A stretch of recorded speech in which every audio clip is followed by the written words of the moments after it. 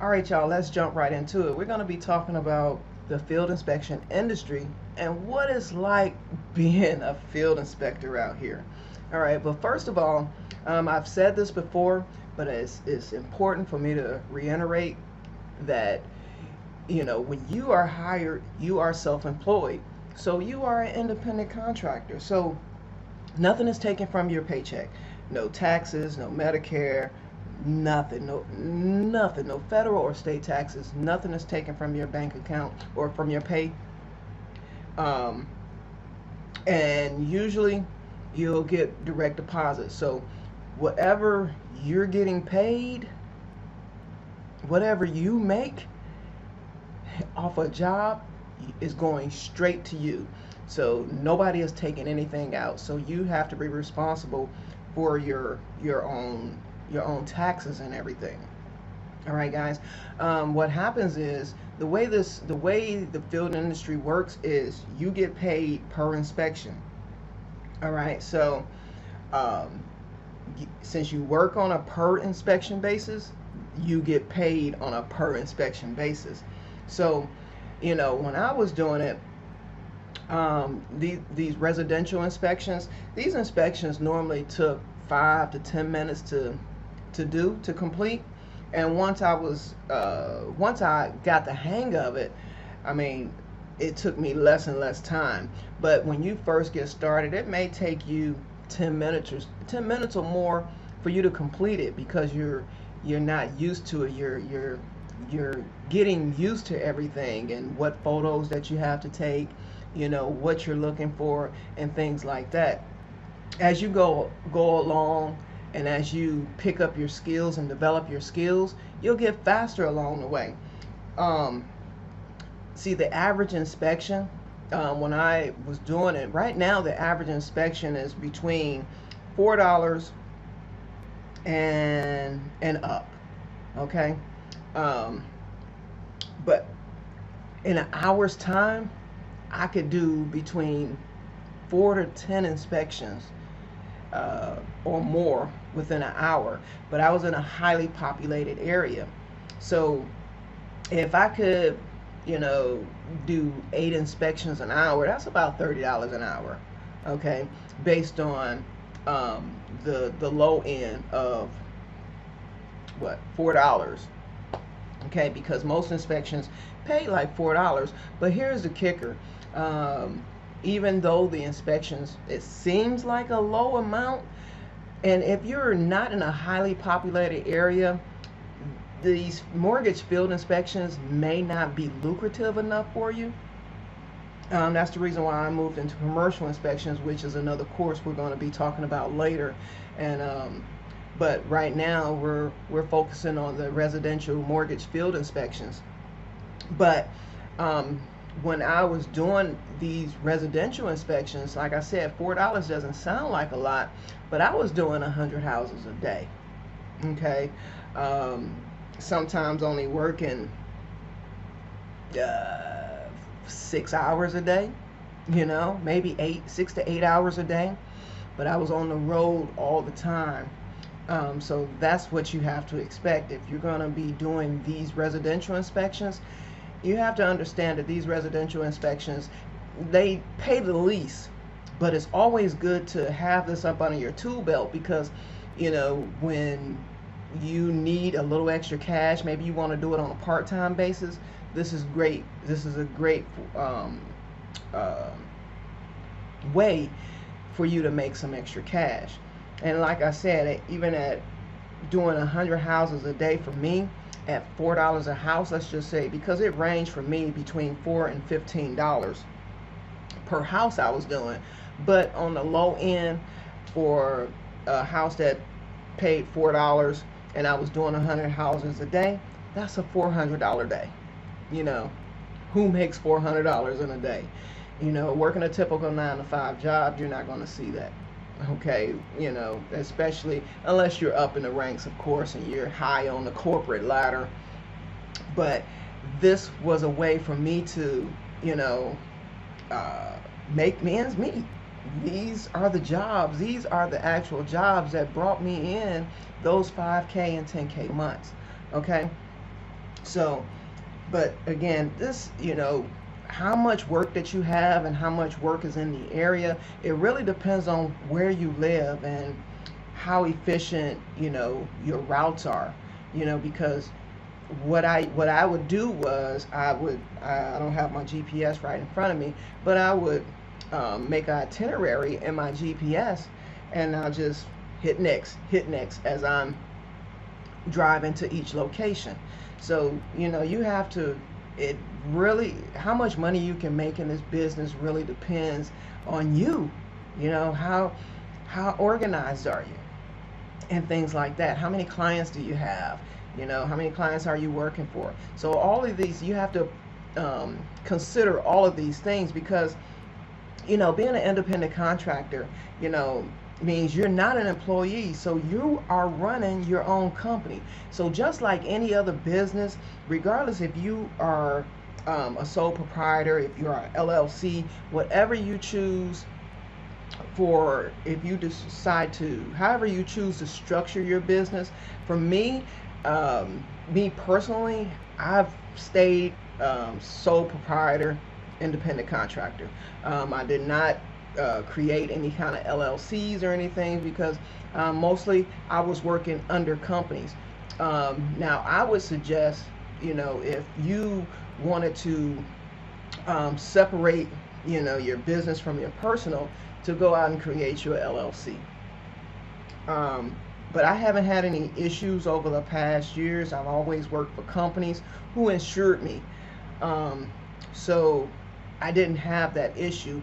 All right. Being self employed, it means that you're an independent contractor. That means you are not an employee. You run your own company. This is yours, this is your business. So, everything that comes into your business, all the money that comes into your business is yours. So you have to take control of your business. You have to know how to structure your business, and you have to know how to make your business flow seamlessly so that you can make the most amount of money out of this business. Okay? Because sometimes, working for one client is not enough. Okay? So you may have to seek out and apply to other clients, so that you can have more work in your area. So here's the thing, being in a highly populated area is usually easier to get a lot of work done. Now, if you're in a rural area, sometimes those jobs are, sometimes they're not worth it, but you have to make those decisions for yourself. Okay? So the thing about it is, the more clients that you get and the more clients that you hire on with, the more opportunities that you have to have more work in your area. Now, you can turn this into, you can make this be your side hustle for you, or you can turn it into a complete business.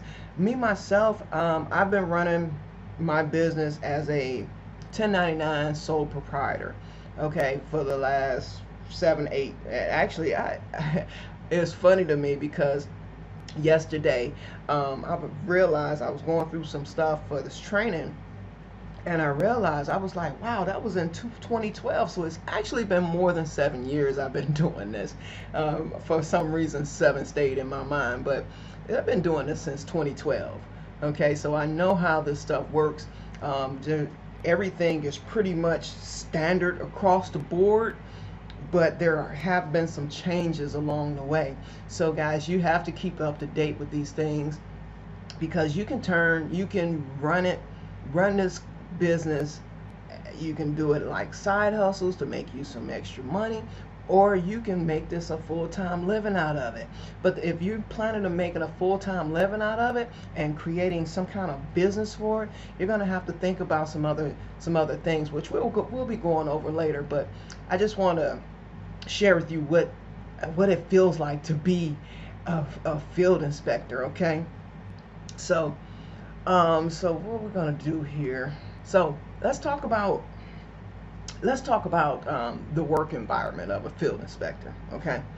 Because granted, you, as a field inspector, you are out in the field, so you're not at home.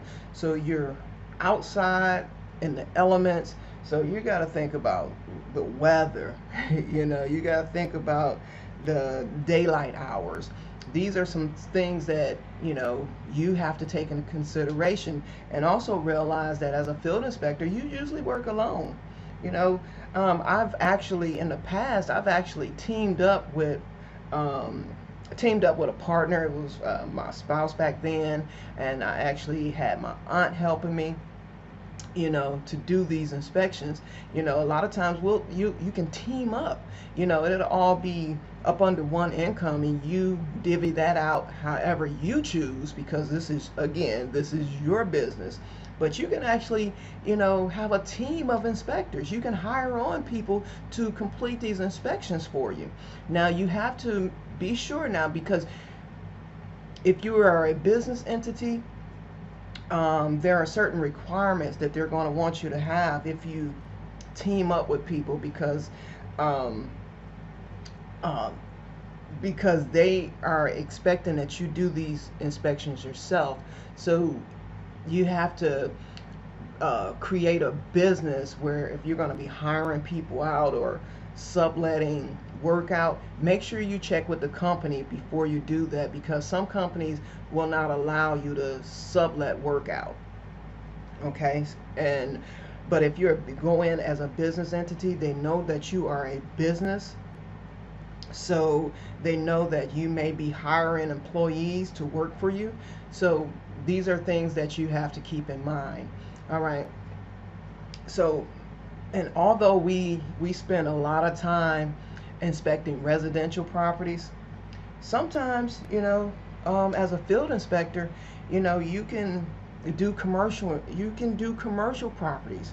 We spend a lot of time in our home, in our office, reviewing the work orders, inspection orders, routing our inspections. Sometimes have to be answering emails, making telephone calls, scheduling appointments with homeowners. So these are the things that that we do. Okay. So, all right. So now that you understand how we spend our time. So just to reiterate things, basically, we spend most of our time inspecting residential properties or commercial properties. We spend time reviewing, our inspection orders and our reports. We spend time routing those inspections. As we got to answer emails, telephone calls, and we normally schedule homeowner appointments. Okay, when it's necessary. That is occasional, so don't think that we have to call each home that we go to. Most of the homes that you end up going to, you just go. It doesn't require any kind of appointment or anything. But again, we talked about the work. We're talking about the work environment, so, and the elements outside. So you have to realize that, well, sometimes when we go onto a vacant property, we may be required to walk around that property.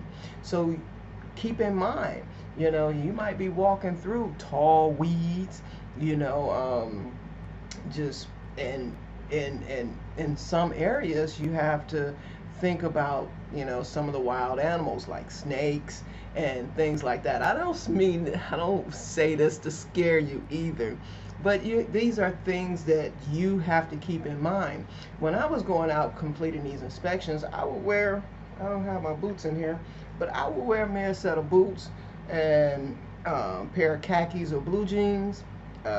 Make sure I had some socks on, just because of the bugs and no-see-ums and mosquitoes and things like that. So you have to realize that during certain months and seasons of the year, you may have to use some insect repellent, because quite honestly, I mean, bugs are just annoying sometimes.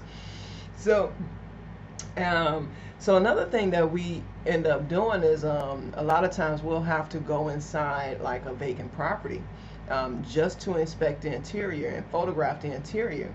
And I'm just going to be honest with you. Some houses can be really nasty. So, I use, like, if I have to go inside a home, any home that I have to go inside, even before COVID, I will wear gloves, the little latex or nitrile gloves. I will wear me a pair of gloves. Um, because just in case I had, you got to touch doorknobs and things like that, and you never know what you're walking into until you actually walk into the house a lot of times. So, being a field inspector, there are some perks, but there are some, not so good things that comes along with this territory. But I'm gonna tell you like this: that's gonna come along with anything that you encounter. You're gonna have the good, you're gonna have the bad. So, next, as being a field inspector, we normally do our work during daylight hours. Okay, so we never, go out after it's been dark. Because well, shh, I have, but I'm teaching you, what you are supposed to do. Not I'll show you some of the corners I cut, but right now I'm gonna just show you the standard stuff of what you're supposed to do.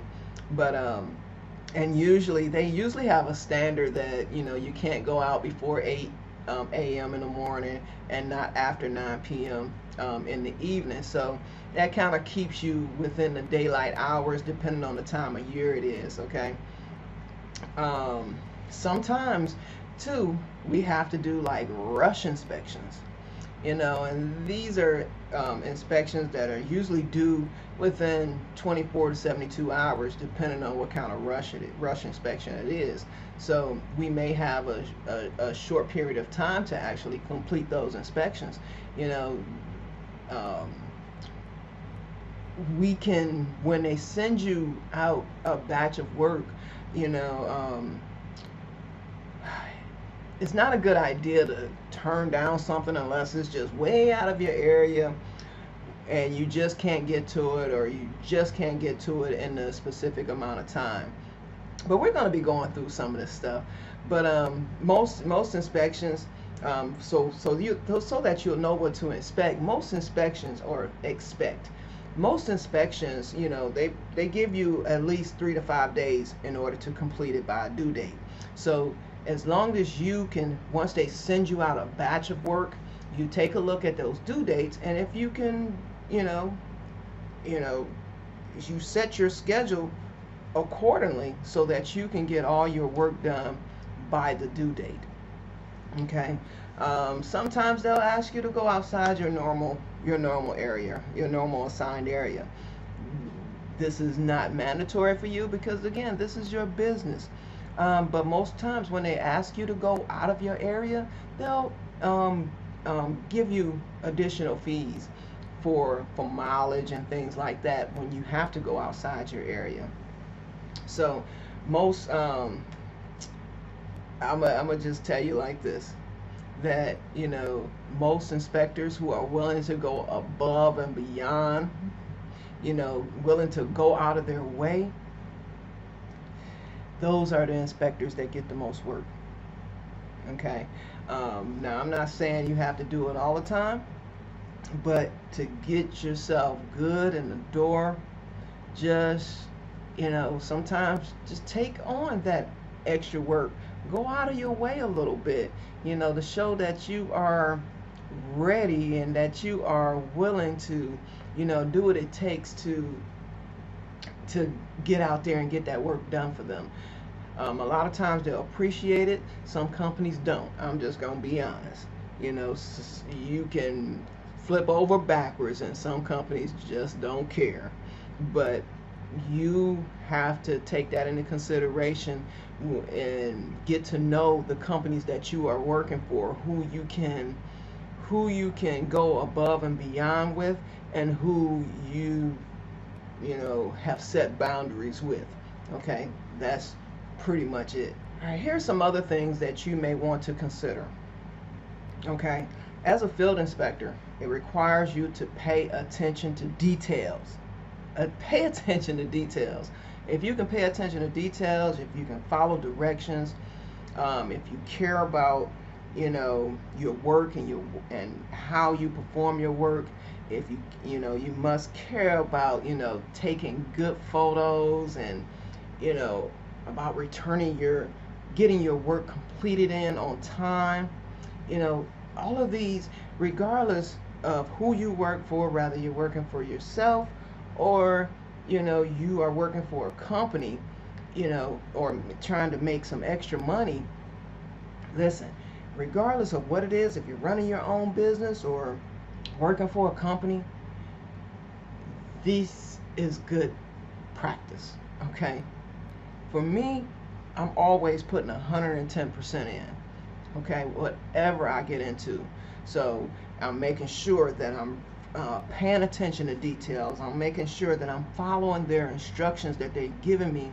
I'm making sure that, my work is turned around just like that. If I can get out there tomorrow and go do some work and do all of my work that I've had, then that's what I'm doing, because I am, while there's money out there to be made, I'm going to be making that money. I care about, the kind of photos I take.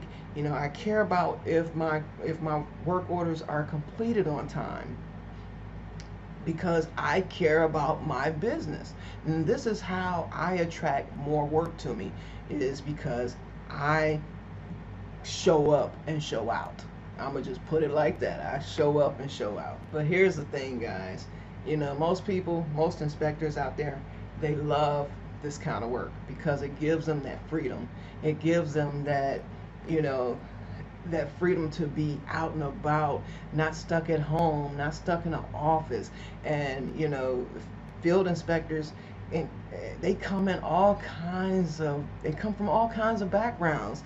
Guys, I've seen people, I've seen firemen, I've seen, accountants, I've seen notary agents, I've seen police officers, electricians, home inspectors, photographers. I've seen a lot of different people from a lot of different backgrounds just to do this work.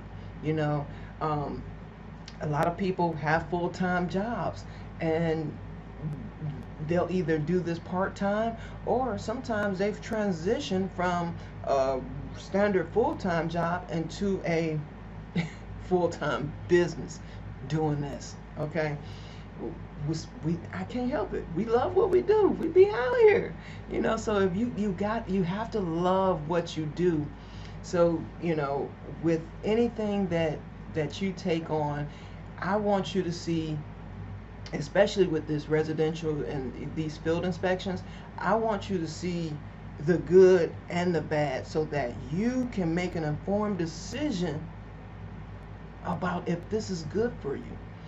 Now, again, the residential stuff, I kind of left alone, but during this course, I'm going to be showing you where to make the real money.